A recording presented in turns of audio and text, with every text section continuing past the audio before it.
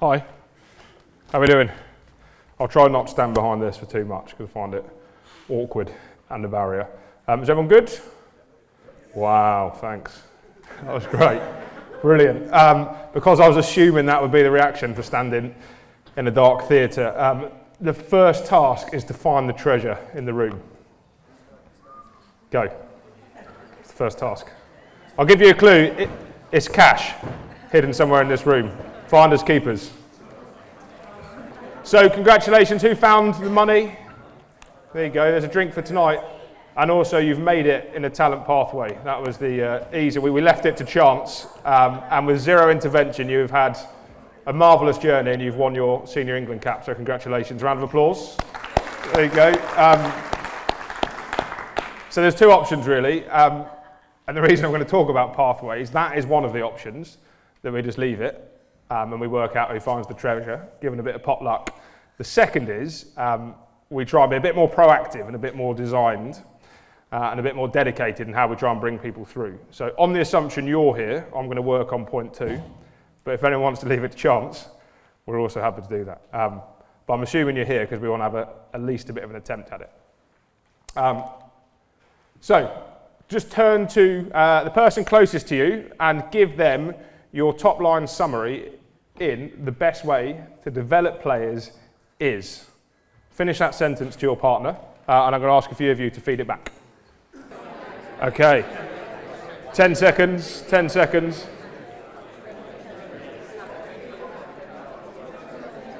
Three, two, one. Back in the room.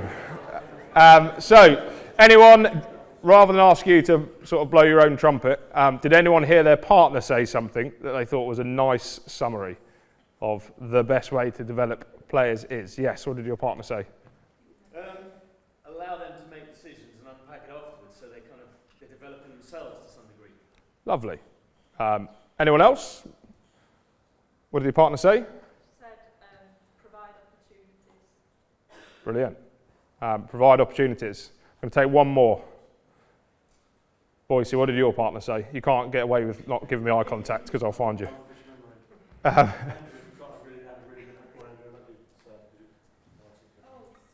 players, give them opportunities, and allow them to develop naturally. Lovely.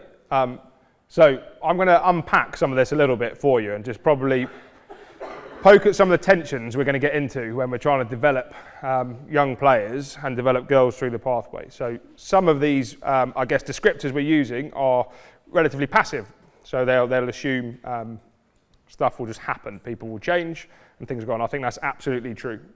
So I think that's completely true.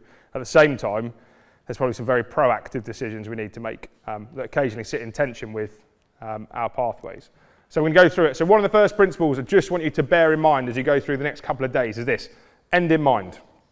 Okay, so we're always going to have the end in mind when we're talking about our development programs for players.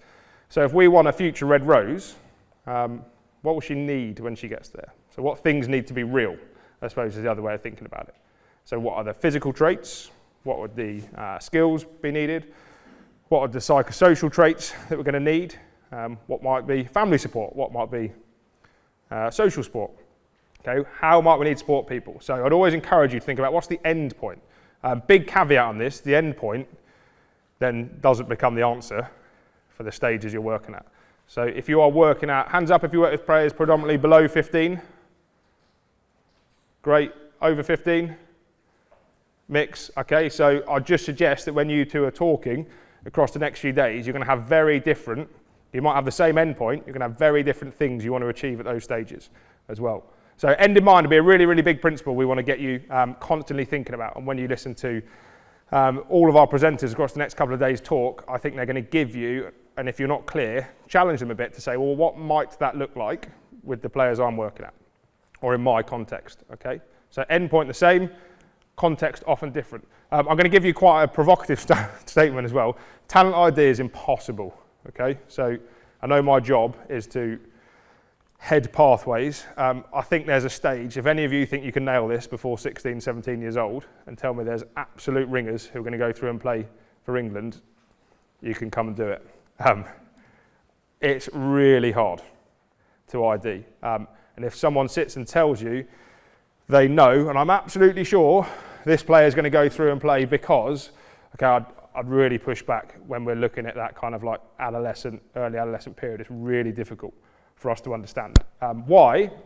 Well, we'll come in some of the whys, but I think we all know through experience and just from working with players, at different stages of maturation, growth, speed at which we'll pick up skills, cognitively, we might be kind of incredibly far down the line, very grown up, we actually might be quite immature. That can hang around for a while. All of those things impact. It's really, really difficult to ID quickly, effectively. So there's a reason pathway is long term, takes time. The word pathway, this is where I get a bit niche, but just go with me, it's my favourite fact. Word pathway comes from a really old word, Lisnogen, okay, which means to learn by taking a journey, or to learn by following a track. Okay, our pathway is a journey, not particularly fixed, but it's in place because people don't step out of programs and suddenly become good enough to go and play in a COE, in a DPP, for the county, in the Prem, okay, or for the Roses. All of those stages that you're all working in before build people to go up. So I'll just put this out there, it's really hard.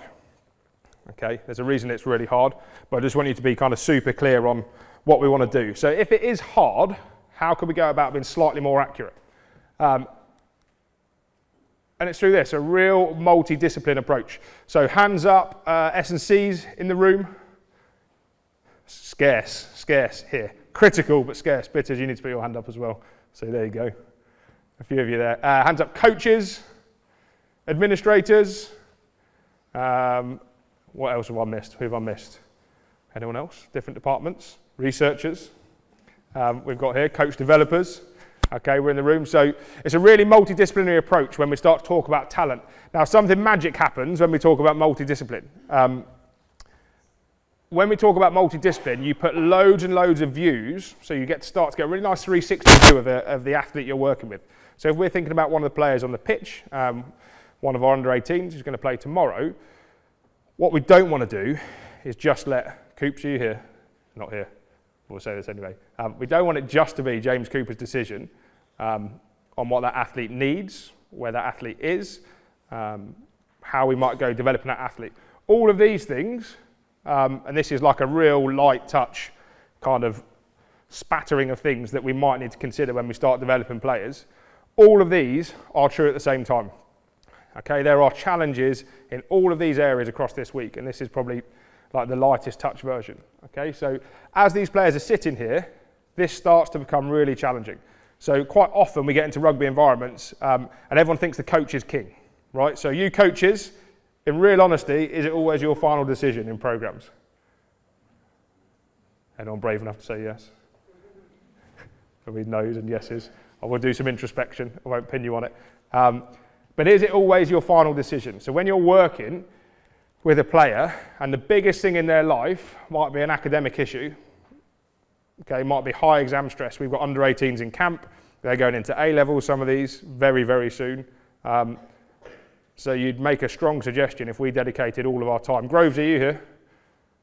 I was just slid out again. So if we dedicated all our time in this camp to rugby, would we be doing the best job?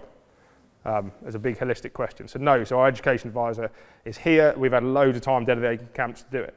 At all these points, things are real. So we have to have enough voices in the room when we're talking about development to advocate for any one of these at any time and make sure it's turned up or turned down. For those of you old like me, like the old analog speakers that you used to get from Argos with like 5 slidey bits. Okay, at different times we might need to slide one of them up and say it's critical. At other times we can push it down. So again, that's when our active choices start. And the passive ones get left behind. Are you with me so far?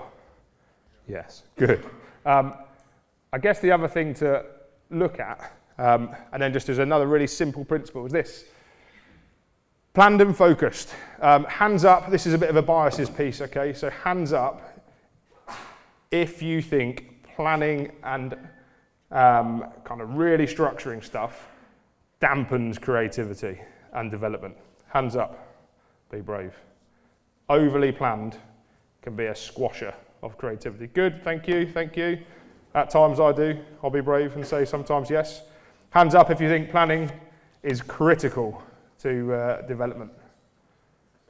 Without planning, we're nothing. Okay, so we're going to have a spread. We obviously will. without being the ultimate contrarian, both of those are true. Okay, so hence one of the challenges we've got. The more planned you are, the faster you can adapt. And this is what we're going to encourage you to do. And hopefully you're all going to slowly get towards having a big sheet of paper in front of you. Thank you, Emily, for hunting those down.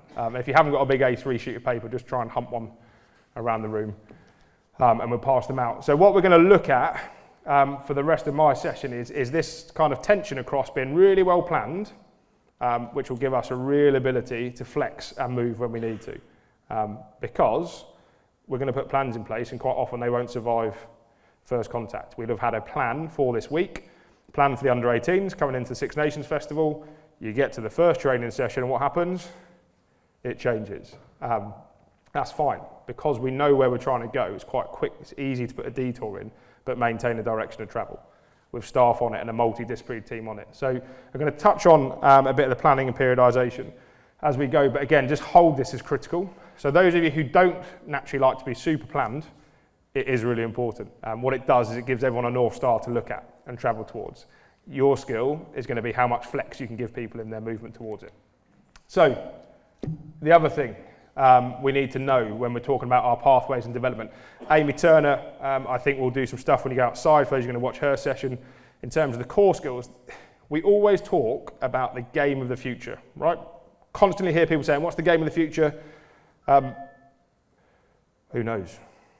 Okay, so we know some things are real. What we might not know, we may get, and as we're currently chasing that information, so researchers in the room, there are a few of you here, we're gathering information all the time in sport. I'll touch on it a bit later, particularly in the women's pathway. Okay, we've got a chronic lack of information to help us make really, really well-informed decisions. So it's a new field, and there's a lot of people on the front of it, but as we gain information, we'll make changes. We'll respond to knowledge and bits we get. There will still be some stuff that won't change. And from a skills point of view, I just really encourage you to think, in 20 years' time, 10 years' time, 6 years' time, will players still need to be able to find and recognise space? Yeah. Pass, kick, catch, run, okay? Some stuff won't change. Context may, some rules and constraints may, but there'll be some real core things that won't change. Again, one of the pushes I give you as a pathway is to define that as well as you can. So what will still be real in 10 years, 15 years, 20 years? It's great to do some of the shiny whistly things, but when we're working with young athletes and they're coming through programs, crikey, that's loud, we need to focus on some of those bits that absolutely won't change, and really dial down on those, okay? Speak to our coaches this week. They've spent loads of time on some of the core skill within the players. The players get choice and freedom of how to implement it, but we need to know absolutely critically, and quite often we talk about what we do want to happen. Well, let's also talk about what the constants will be as players go on that journey. I think that's critical. Where's my one S&C coach at the back? Sorry, it's very bright. Do you think players will still have a limit on their body beyond which they'll break? Okay, that will be real. That won't change, in which case you suggest it's a good point and a good marker to put into our piece. So, my point being, it takes a village, okay, to raise a child, to raise a rugby player. And probably more than a player, to raise a good person. So our purpose absolutely isn't just to focus on the few players who will go on and win Roses caps. Okay, so we have a real broad responsibility to make sure that the journey is value added. Make sure the journey gives people a little bit more. So I think that's one of the things you would all feel responsible for. Quite often people who work in, invest in, love and develop pathways want to make sure people leave them just a few steps down the road further than they came in. I think that's critical. It's a massive aspiration of ours. For us, okay, we feel a real responsibility to make sure we help you as much as you're helping us with these players on pathways. So what we want to do is listen as much as we can in the next couple of days, give us feedback, use the Menti, put comments on, come and hunt down one of the people in the room. So the more specific and targeted you are in terms of what you need, the better we can respond. So I'll just kind of leave it there as an open offer. We will always come and bring you stuff. It's better if it's stuff you need and want. So we're going to go into case conferencing.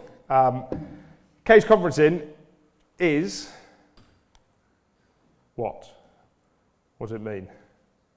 Based on what I've just said. It means you get as many people as you can, with as broad a view as you can, in a room, talking about the player or the need or the problem you've identified. And then we work out a plan to go forward.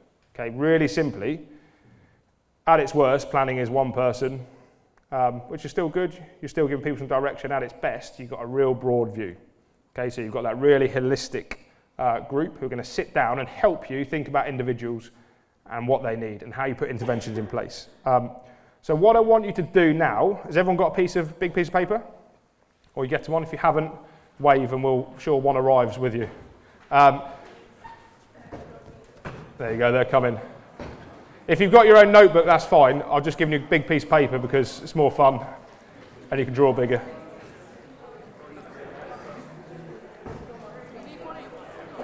Yeah, you can share if you want to, yeah. So, this is what I want you to do. Papers come around, thank you all. So what I'd like you to do is this. Think of one player for me. So in your program, so whatever program you work of, I want you to think of a player, okay? So a player who you believe you know relatively well, someone, if you're in a little cluster and there's other people who work with you, then maybe try and pick someone that a couple of you know, just because then it'll help us later on. It doesn't matter if you don't. So think of that one player. What we're going to do is just go through a kind of very light touch version of how we might start to think about case conferencing or thinking long term through that player. Now, over the next 2 days, you will hear from a load of other speakers who are going to go into a lot more detail in each of these areas. What I'll do is skim across the top, and then hopefully as you listen to those speakers or watch some of those sessions, they'll help you drive a bit more detail and thought into this process. So, this is my question. With your player in mind, what I want you to think about and then write down on your bit of paper, somewhere at the top is, well, what would success look like in 2 years? So in terms of interventions through your program, through your pathway, what would success look like in 2 years is my question, and I want you to capture that at the top of your bit of paper. So I'll give you a minute to have a think and then stick that down. So, question was, quite specifically, what does success look like in 2 years? So the reason for the time scale, when you coach or you do things, okay, so it's quite easy for me to stand and go, what might success look like in the next hour I've got to speak to you? Okay, it's quite hard when you say, okay, well, how will you know you've had success over a couple of years? It takes you away from something that's normally quite immediate and quite yes, no, black, white. So when we tend to look at our interventions or other things, we tend to go, okay, well, I've got a session coming up, and what I'm going to do is this. And then you give yourself a pat on the back, but it lacks context over longer periods. So it's a harder question. Does anyone feel they've nailed this? That's a tough question for me to ask, because I'm going to ask someone. Who would like to share success in 2 years for your player? Please. For me, obviously I do under 16s. Yep. My success in 2 years is to still playing rugby and they're still enjoying it. That's a massive success. So if they're not enjoying it, they're going to leave rugby, full stop. And then obviously there's ladders going up to that along the pathway, you know, fully supported, understanding and actually knowing the kid well enough to change the structure you want for them in that 2 year process. So it could change week to week or month to month. All depends on knowing your player. Super, thank you. Anyone else? Thank you very much. Yes. So I'm looking at under 16s as well. So in 2 years' time, I'm looking at A-levels. Yep. So obviously, if she's still playing rugby, it's really important. Where's that rugby fitting in to her whole life? So where's she looking at university? Is she playing rugby for them? Who's she playing rugby now? Centre of Excellence, under 18s, Club Academy, under 18s England. You know, all of that side of it, but also educationally, where is she and how does that affect her rugby journey? Thank you. One more. We'll go at the back. Sorry, I'll come to you next. Making the best version of themselves. So that's like rugby and away from rugby, so you're maximising their potential. Super. So any skills, we've got a lot of transferable skills in rugby regarding discipline, sportsmanship, everything else when you look at tread. So actually, that in 2 years' time, that they're the best version that they could be. Super. So it's a tough question, right? I think this is a tough question to lean on people, and this is something we'll try and do when we work, and certainly from an England perspective, we want to know these current under-18s, what might success be when they're in that under-20s group, and that under-20s when they're through into Roses, okay? So there's a much longer timescale. What's hard in this point is that if I then asked you to measure, so if I then said, well, how would you know you've had impact on someone enjoying themselves, or how would I know you've had impact? So you could say, because they're still in the game in 2 years, so that's how I know I'd have impact. If one of the things you said is they're enjoying themselves, I think one of the things we need to try and do when we're talking about, and again, this is the nuance of, if we're working with individuals, we want to really try and accelerate through, so be proactive and a bit pointed in how we move them down that journey. What I think you've got to do is probably start to challenge yourself to think about, well, do I have a rugby goal? Okay, because some of you, I think you've both spoken here on a few off-field goals. I want them to have success through their education in school, which is really important. I want them just to be enjoying it and stuff. I think they're rugby goals. I'm going to push you back for another minute, and then I'll give you some examples of this, because where I find our coaches or case conferencing sometimes break down is when people get into, I'll say, oh, go on, and what is your route to achieving that goal? And if you're going to have a route to achieving something, I'd suggest, and this is where it does get tricky and even goes against kind of natural pushes I said, how do we measure it? So if we want to know we're making a difference, how do we know we're making impact? So how would I measure? What is the route to achieving something? So if I've got a goal, so we'll talk about a rugby goal in a second, and I'll give you an example, and there might be an off-field goal. What's the route to achieving it? I'd suggest the route to achieving it is something you need to be able to measure a little bit, and this is where it gets harder, I think, and it stresses you, and it certainly sometimes creates challenges for our teams. So have a look at your goal again, and maybe just try and split into, well, what might my rugby goal be? A real specific rugby goal for that player, and what might one of those non-rugby off-pitch, might be psychological, might be educational, what might that goal be? And then what would my route to achieving that goal in 2 years be? So what are the things we're going to do, measure, check in on? So I'll give you another kind of minute or so. Look at your goals again, try and split them out, and then try and label that route to achieving. Try and write down how you're going to do it. What could you measure? Gets a bit trickier, but I'll show you some of the ways through this. Right, I'm going to come down an aisle. I'm coming down an aisle.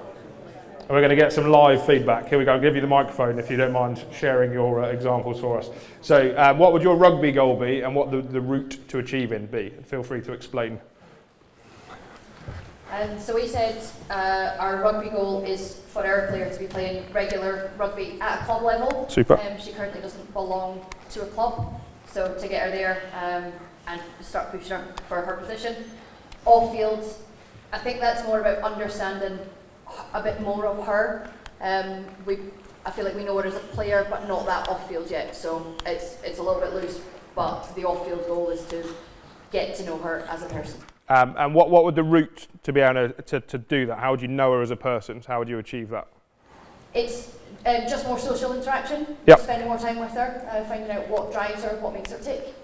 Great, and because I'm sad, and so if you'd wanted to know you'd been successful, the only thing I'd suggest you start to think around, and I'll do some examples, would be that's the kind of thing you can measure. So when we say, oh, how would I measure a better relationship? Reedy, how do we measure our relationships getting better? How do we measure them? Very hard, okay? It's a hard question. But what we can do is I can say, okay, well, I keep a little tab of when I've sat down and spoken to Reedy about he likes walking and he's a mountain leader, and how many times have I started to tag just good social relationships. So when I get to an end of a season, I can say I've had 10 good off-field interactions with this player. Has it moved the dial? Which is the real human knowledge we want to get into. So I've got a microphone, I realise I can talk into that rather than shout. There you go, told you the enthusiasm overtakes the reality sometimes. So you can measure small things. So it's very hard to measure the quality or depth of a relationship, but you can definitely measure a number of interactions. You could say that every 4 sessions, we just want to make sure that someone sat down and had a good check-in on how are you, how's school, how's whatever. So there is stuff we can pick off. And it just means that when you sit down and say, well, this player is or isn't progressing, we're going to get into some better conversations. I'm coming here to the Saracens Lightning combo. Here we go, the collab, here we go.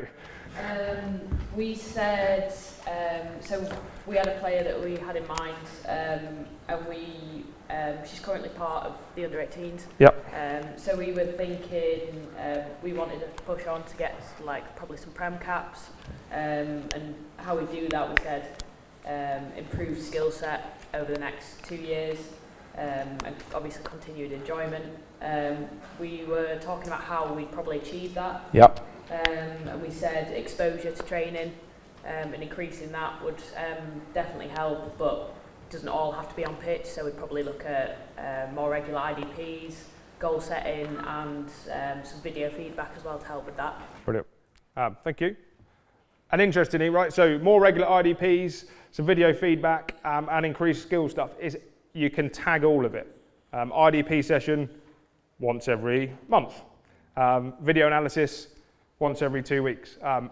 Then we can start to work out, has the player improved, yes or no? This is your human knowledge and skill. You're going to come into this. And if we say no, we say, okay, well, we know that we've done an intervention every 2 weeks on video analysis. I think then you get into this really healthy bit as a multidisciplinary team of, well, we've told the player 5 times, and then hopefully someone will challenge you and say, well, have you told them 5 different ways? No, I've told them the same way every time. Or maybe we have to change how we're teaching or how we're doing intervention. But at least we have something to kind of look back on and track. So, this is my made-up player. The overriding rugby principle that we want to improve is we want to improve decision-making under pressure for this player.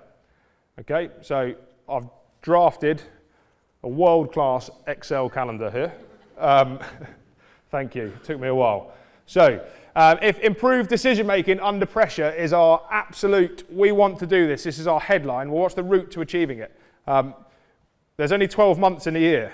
I've got a lot of good facts like this, so just stay with me. And typically, we would split this season up. So I've gone June through May, that's your sort of typical rugby flow-ish, June off, probably May off, however you want to cut the calendar. And broadly, it's a long period where you're going to get some game exposure and a little bit of pre-season exposure, and we start to get into a year. So S&Cs at the back, most unbelievably important, which is why I'm a bit sad there's not enough here in the room. Okay, critical when we're dealing with adolescents in terms of load. You have to try and find ways to bring them into programs and listen and hear the expertise on working with adolescent bodies. Hands up, all of you working with young players, how many of the girls have had injuries that have taken them out for more than 2 weeks this season? 3 weeks? 4 weeks? 2 months?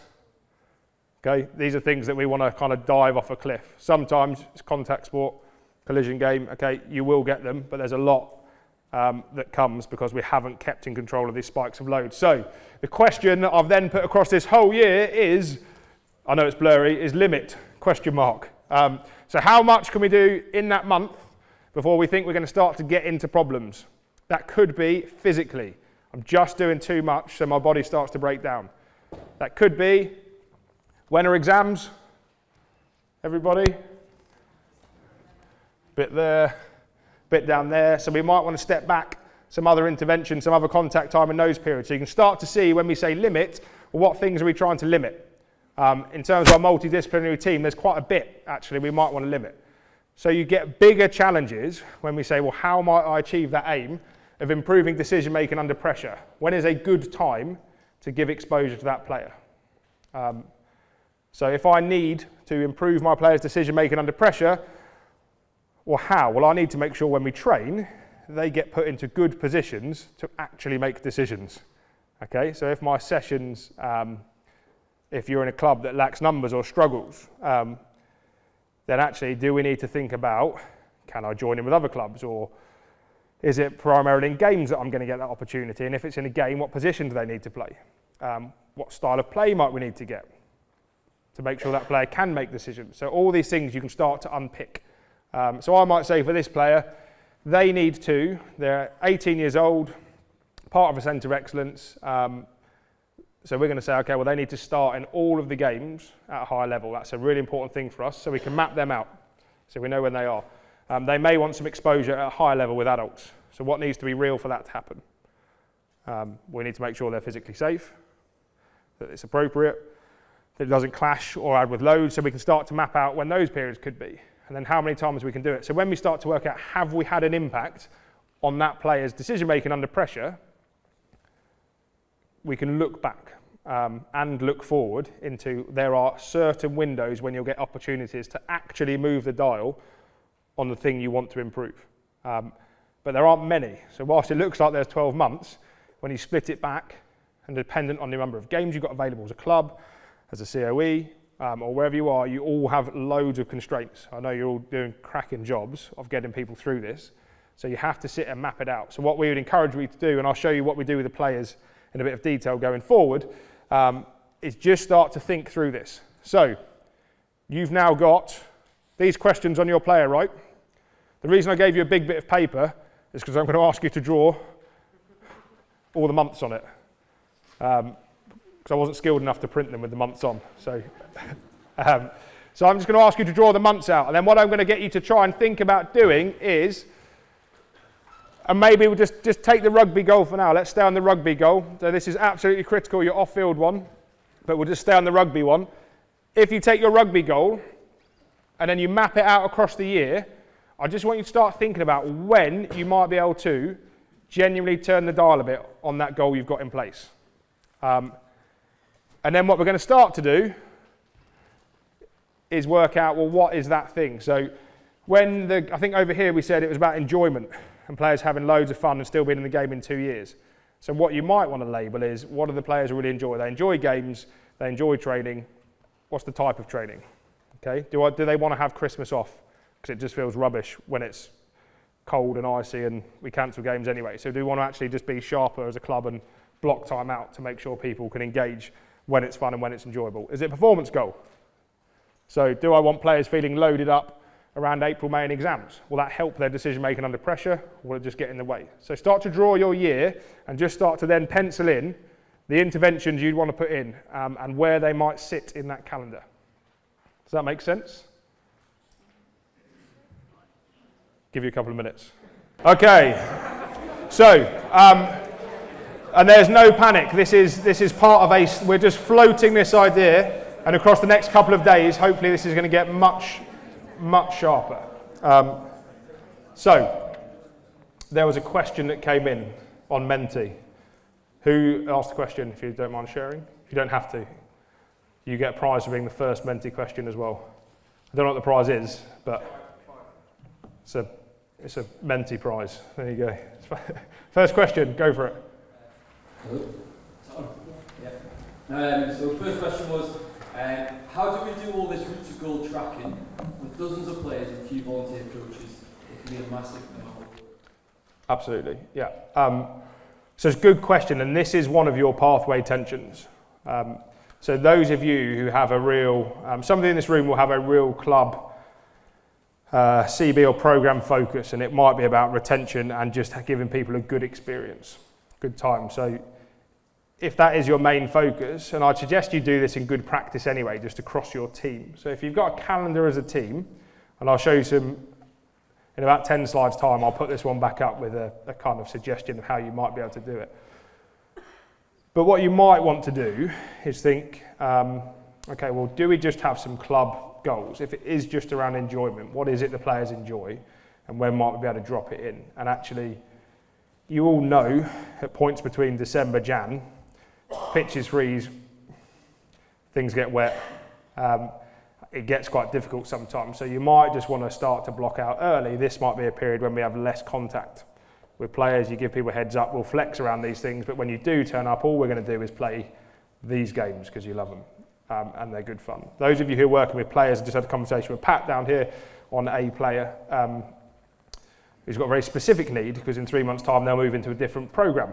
Okay, so that was very, very individualised. And those of you who are working in centres of excellence or in programs that are trying to move individuals through teams, and this is the kind of nuance.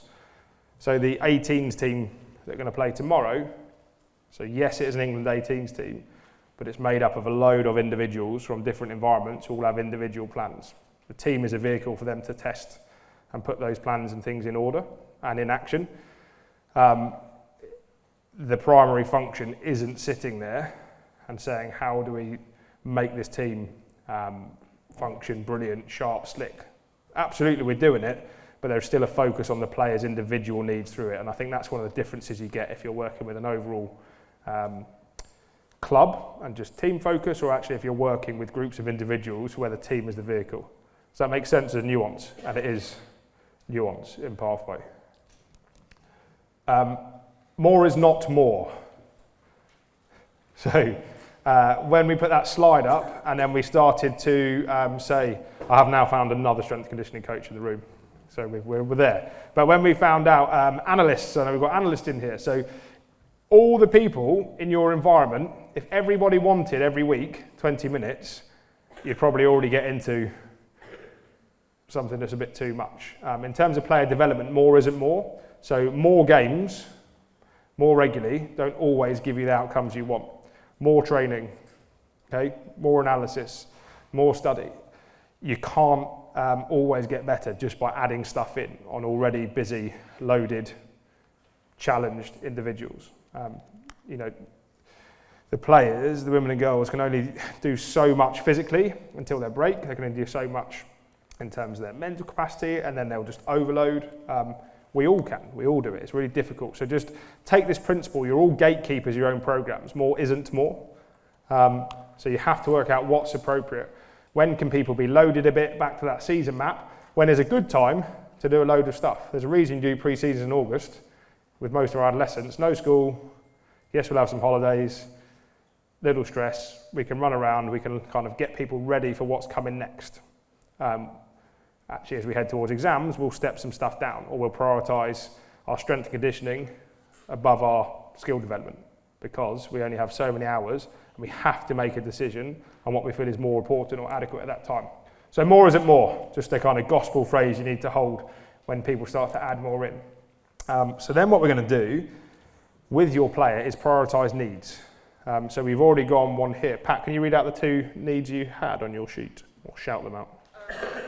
Number one, continue to provide quality coaching for the remainder of 22-23 season. Number two, ensure time management to allow for exam preparation is prioritised. So two needs there. One was continue to provide quality coaching for the remainder of the season. Two was ensure time management, so education is prioritised. So two things which both require time, effort and energy. Sorry, I haven't said this yet. So in a good way, I'd suggest at some point they're going to come into conflict, right? Those two things where the player or the individual will just say they can't both be real at the same time. So I can't keep up this level of training and keep up this level of study and education. So those two things at times may come into conflict. Quite come into conflict, that'd be a nightmare. And the other bit that we need to be really aware of is quite often our physical needs, and when we're dealing with young people, okay? So they are growing, they are changing. Physically, we need to get them to space, and the ideal is they're robust enough to play regular sport without getting injured, okay? Without picking up these knocks. That's critical. At some point, that's going to be a priority above rugby. Breathe in, coaches. And then at some point you're going to have to prioritise someone's physical development and robustness ahead of the rugby. It can't be real at the same time, so you can't say I want a really robust, fit and healthy player and I'm going to improve, as I said, my players' decision making by making them play every single weekend and train twice a week, which I'll measure. Those two things don't work well. They're not good friends of each other when you try and do massive game load to improve decision, or training load and massive physical load. They probably both actually take each other out a bit. So there are points when you might want to prioritise a block. This is what an England Pathway players annual playing programme will look like.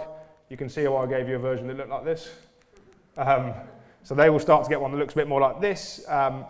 This year, Emily Pratt, who's going to do the outdoor session, has added in some graphs at the top. Now they're there to try and provide a much better visualisation of load, the expected load that someone might go through. So the red line in this left-hand picture would be the kind of season cap on minutes that we would get through. There's some documents we'll share. But this player, so actually there's 1,200 total minutes we think this player should be exposed to. And there's ways we'll work that out and we can talk about it, but go with me. So we'd say, okay, there's 1,200 minutes. When you split that down into months, into weeks, into games, you can quickly rack them up. And then you can start to look at, well, what was my ideal plan based on some periods of development and individual need against what the reality was. So here we would have the different games that might be available. So the higher up a pathway your players go, the more conflicting needs we get. So the more someone will say, it's player-centred, and that means they play for England. It's player-centred, and that means they play for their home club. It's player-centred, and that means they play for college. So we start to map out every possible game. And you can see on some weeks, I might grab the mic back. On some weeks, there might be 2 or 3 games that someone has to choose from. That's not something we want a young player in the middle. So the further up this ladder they go, the more they come into conflict, and the more everybody says they're player-centred, and the answer is, they stay with me. So the demand goes up. So we map everything out.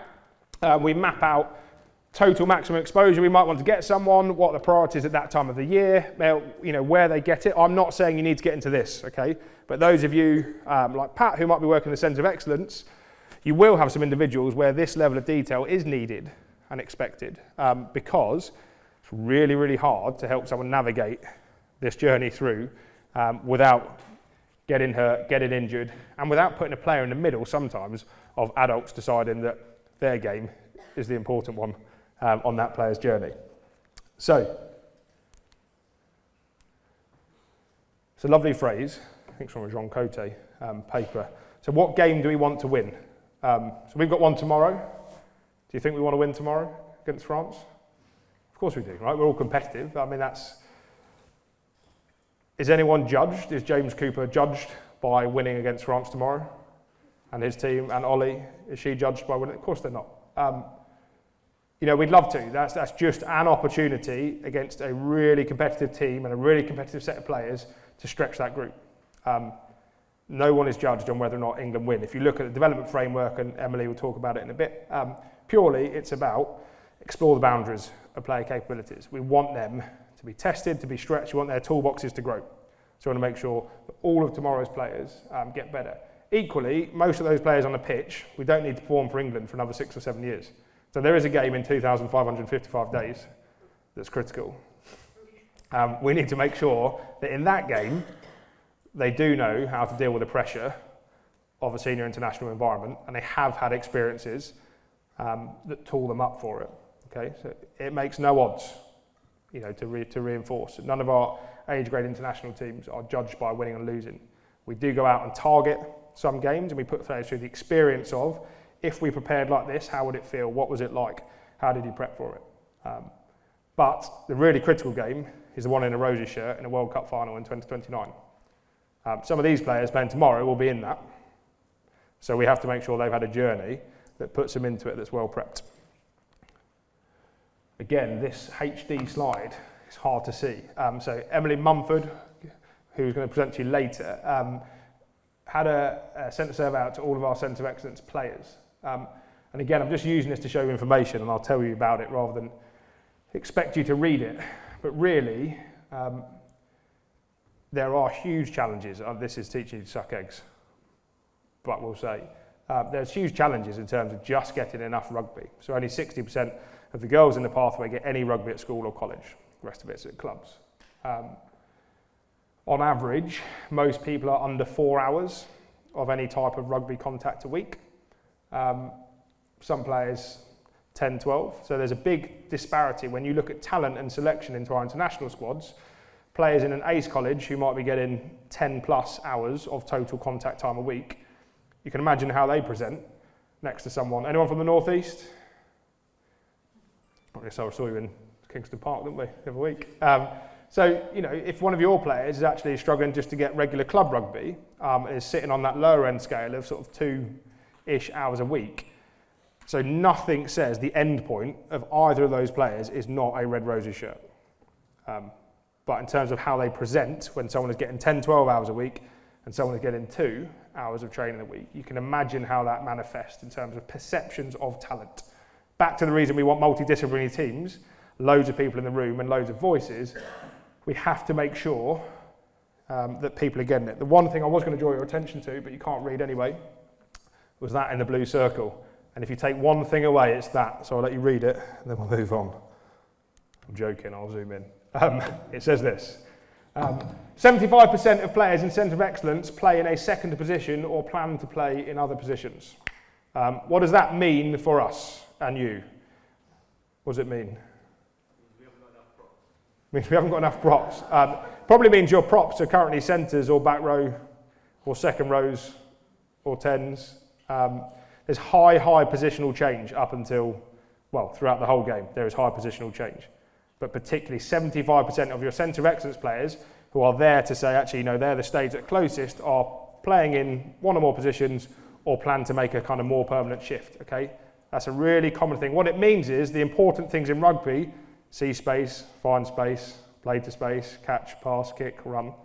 They don't change for any of those positions. Look at our development framework.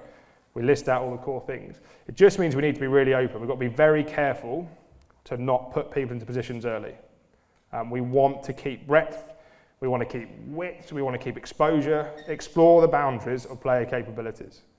Okay, so give people loads of opportunity in loads of different positions. It helps. I cannot see any downside to you making sure your players get exposure in different things. This HD graph, what's nice about graphs is you can see where the trends are. So broadly here, how many hours of S&C do players do a week? 2 to 4 hours, under 2 hours. Not a lot. Fair? Even more terrifying, how many years have you followed a structured S&C program? 0, 1, 2. So 2/3 of our players have under 1 year of structured S&C training. It's about, I think I looked at it earlier, in terms of 2 years and under, it's over 90%, yes? Why is that a surprise though? Because the only time they get access to S&C is either at Centre of Excellence or college. Correct. Not a surprise, but now DPPs are starting to come in, so what we're going to start to get and support on is curriculum in terms of some of the fundamental movement and patterning. Not a surprise, but I guess a huge red flag. So what's happened, and what happens loads is, how many of you have ever played or thinking about, talked about it earlier, we just said it, so I'm going to definitely use it as an example, playing a player out of age group in Women's Pathway. How many of you played out of age group when you came through Pathway? It happens a lot, okay? There's a lot of under 18s playing in adult grades. We've tightened up, so Reg 15 has tightened because of it, but I guess the red flag is when people don't have any physical base to start from, and then we put them into levels of physicality that they're not ready for, the outcome is injuries. We're chasing it through the RISP project and some of the CRISP projects, so the Rugby Injury Surveillance Project, in both the community game, women's game, led by Keith Stokes and team, is starting to get us data. It's light. Anecdotally, we know there are a lot of injuries, lower limb, poorly trained bodies going into things that they're not quite ready for. It's a big flag. Okay, so we're tightening up on it in terms of how quickly we want people to go. If you're working with girls coming through the pathway, questions you need to know are, have you done any type of strength and conditioning training? If you haven't, as clubs, it's a really worthwhile investment. See if you can get someone to help advise. Just start movement. Just get people starting to build it. We're going to come out with loads, and Emily Pratt's session will cover some of it later, but it's just a critical kind of red flag. So 2/3 of COE players have a physical training age of less than 1. So our highest potential players, 2/3 have a training age of under 1, physical training age. We just have to be super careful when we start thinking about, back to your annual plan, how much can I expose a player to? It's the reason it said limit ? Less than you think, in all likelihood. So, I've added to my Excel PowerPoint worldie.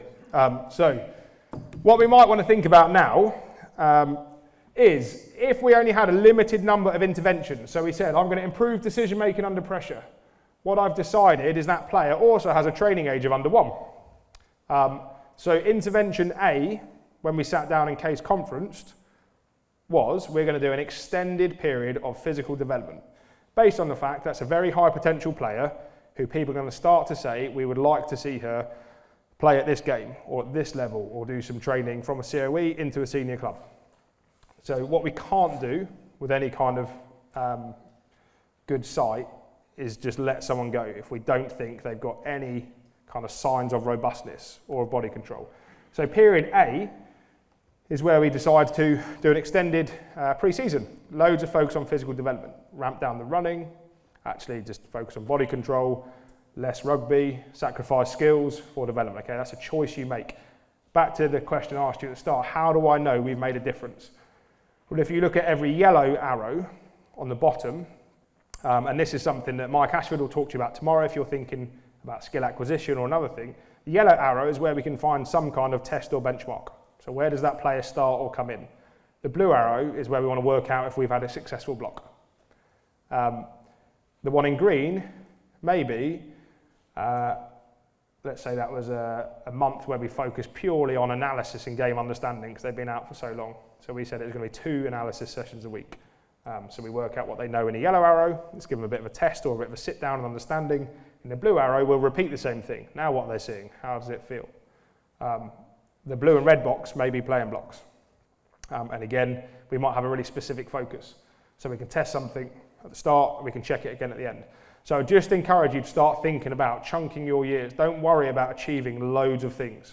Success doesn't need to be kind of hugely multifactorial. It can just be one thing you go at. I'd rather you go at one thing and go at it really well and work out where you started and where you finish it than try and cover 5. And quite often you see IDPs, there's 1,000 things listed in all the 4 kind of tech tac, physical, mental, and there's 3 points in each. Just go at one. Do it really, really well, particularly on those players that we're trying to move through pathways, through Centre of Excellence into All England shirt. So I'd encourage you to simplify, but again, check in at the start, check out at the end. Have we made a difference? Well, we've measured some stuff, so we know how. And the human knowledge in that is fine. So some of these keys, just to kind of begin to kind of wash things through to the end. Development's really hard. There you go. That's a get out of jail free card for everyone working in development. It's very, very difficult. Load management is really key.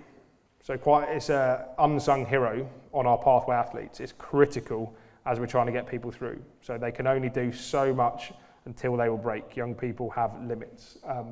So think about it. And then in terms of our development principles, we want to go as long as we can down this road before we make hard decisions on whether or not someone won't make it. So we go as long as we can down the pathway with as best support as we can before you have to feel overly compromised. In terms of Coopses, I'm trying to think, how many players have been in and out of England training squads this year? Anyone in the room? I think we're up to about 70, 80 have been in and out of the under-18 squad just because we have to go as long as we can until we have to cut down. There's a point we can only take so many to Wellington. We'd love to take more and give everyone the exposure, but we deliberately plan our programmes to be really broad before Christmas and then start to narrow down afterwards. I know it happens in Centre of Excellence. Those who are in DPPs, big broad programme, we're trying to run it as long as we can before it narrows a bit. So we go as long as we can. And then again, the principle of many voices. So if you are a coach, hunt down an analyst in the room. Go and find one of our researchers, go and find one of the S&C coaches and vice versa. The more breadth to your planning and to your thought, the better. Kirsten, I'm going to invite you up just to tell everyone about your study very shortly. Look at that, you've appeared in the door. That was like so I'll introduce Kirsten. Kirsten Flower is a PhD student who's currently at Swansea with Camilla, who's at the back, who's going to talk to you later. I've lifted some of your slides, Kirsten, which is very excited because they've found them very exciting. So Kirsten is looking at the barriers and enablers to success on the women's pathway. So for those of you who've done focus groups already, we thank you. For those of you who are going to do them, thank you even more. Okay, so I'm just going to talk about these two, and I'm going to hand you over. So this was like snapshot information that you've gathered already, right? From Centre of Excellence. I don't know if we can read it or not, but the most important things in terms of the players' initial involvement in rugby. So what did the girls say and list as their reason for starting rugby? Family involvement at 40%. introduced at local school, 10 and a half, your friends played. Okay, so there are big reasons people to come into the game. When I say we're trying to be receptive as a union to understanding women's pathway specifically, we're definitely trying to. One's for you at the moment. What do the players say is keeping them in the pathway? Supportive coaches, the biggest factor as a self-reported mechanism in terms of why they stayed in. So what we're saying to you is, and backed up by evidence that Kirsten's gathering, I'll let you talk about it, we can be better if we listen. So we're investing in resource and time to kind of get informed. So the more you can kind of feed back in, the better. That's my hard sales pitch on people speaking to you, Kirsten. So I'll hand over. But look, I'll let you talk a bit and then I'll jump back up. Go for it. Cheers, thank you. I hope that you can hear me. So yeah, essentially, as I said, I'm a PhD student frontline rugby. Looking at the elite women's rugby pathway and how we can understand how and why girls get into the pathway and into rugby, how they first start playing, what keeps them in, and why potentially they may stop playing and the barriers and challenges they face. So it is a three-step process, and as Don's already presented, done a bit of work on CAD, but I've been in the England setup and the DPP girls, and the next steps are to try and further engage that CV sort of cohort. So currently we are looking at the coaches and support staff, the admin, and anyone sort of involved in that pathway setup. Really keen to hear your thoughts and opinions. Really important to get your thoughts and opinions alongside your players. And as Don said, it's really backed by England Rugby. So here's your chance to have your opinions on the game, and hopefully at the end of it, the aim is to get some real tangible resources, actions, and how we can better support you and your girls as well. So I'll be about for the next couple of days. I'll have a sign-up sheet to have, if you want to put your contact details down for a chat with me, but also if you don't, come catch me. I'm pretty approachable, I hope to think. But yeah, thanks so much, guys. Really appreciate it, and I love rugby, so we just really want to make it better. Thank you. Perfect. So I guess that brings me towards those sort of two end points. We're really committed to understand where we're the same. Okay, so where is women's pathway same? Where is it rugby? And importantly, where is it not? And where does it need to differ? So I think one of the commitments is, look, we are trying to really invest in understanding properly, and then all of our intervention changing around the information we get back in. I guess backed to it is just this statement, right? So I get the irony of me standing here as a man saying, I really want to listen. Look, I don't have many answers. Got some good views on talent development. All I can do, and I guess this is for the other men in here, is be a massive advocate of your voices, so to advocate and then to amplify where I need to. So I guess that's my commitment in the space. So when Emily does the team manager session, it's Emily who's driving Centre of Excellence. Kirsten's going to drive our research. We've got really, really good people. So the more you can give us, I guess the more we can, go back to that statement, work out where it needs to be the same, and you want it to be the same, and it's rugby. Actually, the points are, no, this is definitely for women and girls, and it needs to be different, and here's where, and here's why, and here's what you need to give us. So I guess that's my commitment to it, and I just thought worth touching on at the end. So we want to make sure we get that right, and we're very receptive to it. So again, I'll leave you on this. My last point, you've got a brilliant couple of days, some fantastic people who are going to speak and talk to you. So please mix, please share opinions, please challenge one another, please come and bring us views. It does take a village to get all of this right, and to get pathways right, we need more people, more views, and more voices. So thank you. Enjoy the first couple of days. You're going to get a coffee now and a stretch, and then you'll be back into your next sessions. Oh, we've got a question. Sorry, I was keen for a coffee. There you go. This is on you, these questions now. Go on. First one's the easy one. Yeah. Are the slides available? Yes, the slides are available. There you go. And the next one, you're probably not finishing. If a player is in the fourth quartile, but yes, only really starts their develop this skill towards the end of the year, how do we move these players through to the next step? Yeah, brilliant question. Who asked a question about quartiles? Lovely question. So does everyone understand what we mean by quartiles when we talk about it? So Hands up. Let's do a stand up. This gets you moving, then people are getting more nervous, you see, because that gets a bit of energy back. Stand up if you were born in June, July or August. June, July or August, stand up. You are all cut from the programme. Off you go. So what broadly happens in talent development is, so there are, back to our year plan. So if you split the year, the academic year, so starting in September and finishing in August, if you split it into quarters, so September, October and November would be quartile 1, December, January, February 2, March, April, May 3, June, July, August 4. Where you get selective programs in adolescent, teenage, growing years, particularly around contact sports, but in a lot of things, and it happens in academic setting as well. So those of you any parents of kids born in August in the room, you can 30th of August, the ultimate Q4. There you go, congratulations. That's like the ninja level Q4. So it's amazing when if you think about, your baby at a day old and someone else is at a year old, they go into the same school year. So when they're 10, someone else has got 10% more life than your kid, even though they're in the same school year. So put that on a rugby pitch, 10% more of rugby tends to mean 10% more height, 10% more coaching exposure. So what happens to our fourth quartiles, I can probably find the data by the end of day 2 for you. So what tends to happen in selective environments is, and we talked about perceptions of talent. Okay, this was a great question. Thank you for asking this. You've reminded me I missed something critical here. So see, we're always learning. What happens in talent programs is those fourth quartiles quite often get left because around 13, 14, those bigger players, physically bigger, their perception is they're more talented, right? So they've been in the A team a bit longer, so they get split because they're a bit bigger physically, so they might get the better coaching, they might get more exposure, and all of a sudden those two streams start to diverge, they split, they divert, they come apart. So what we have to do, and we're going to bring you some of this, is great questions to know about your players. When you pick a team, stick the birth dates down, particularly those of you in Centres of Excellence and other programs, get the birth dates down. We've published a paper with Adam Kelly if you want to read about the kind of overall relative age effect in women's game as well.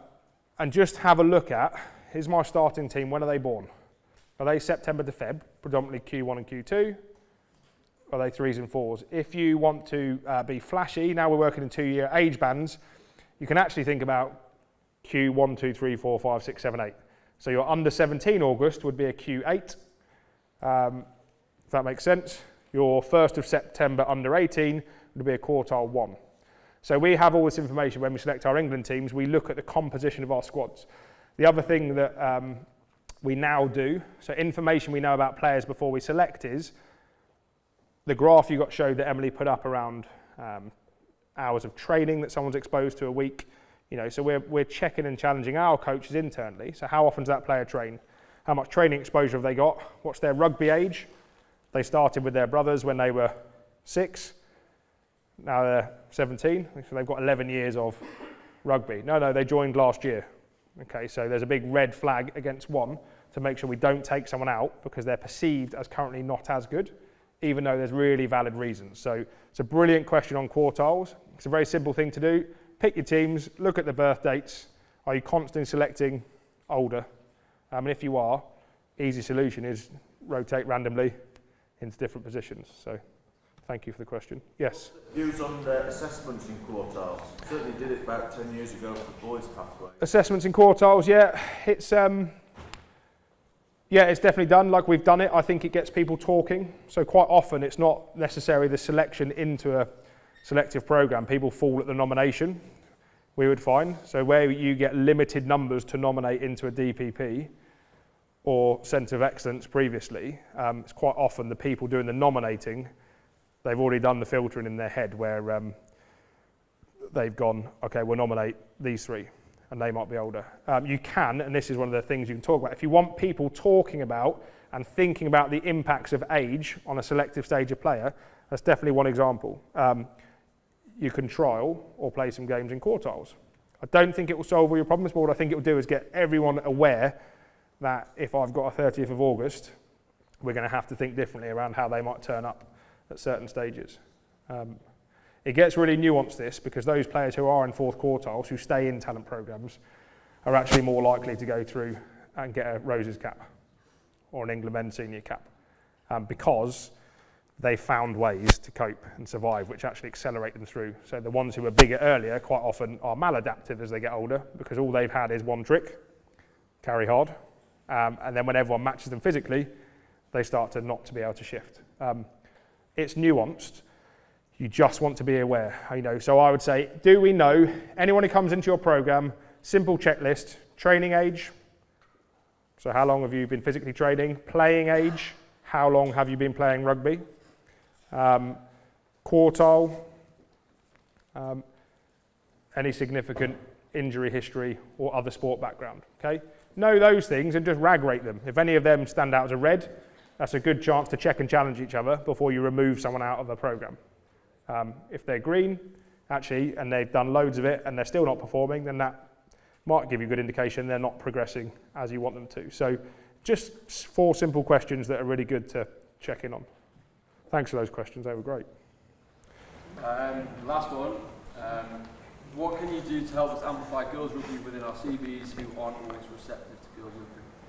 What can you do to help us amplify girls rugby in our CBs who aren't always receptive to girls rugby? Look, it's a massive part of the RFU's strategic priorities at the moment. So women and girls game is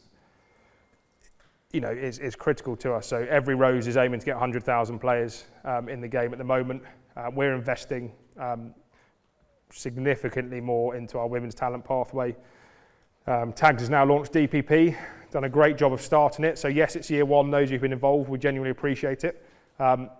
It will only grow and it will only get better. And yes, we'll have teething problems and get a few, but we're ironing it out. I think that we're going to start to hold the sword a bit to those who are non-engaged. So if you're closer to the ground than us, if you do have CBs that you feel are not receptive, guess Tag's not speaking for you, but certainly we want to know about it and we will come in and make sure that's shifted quickly.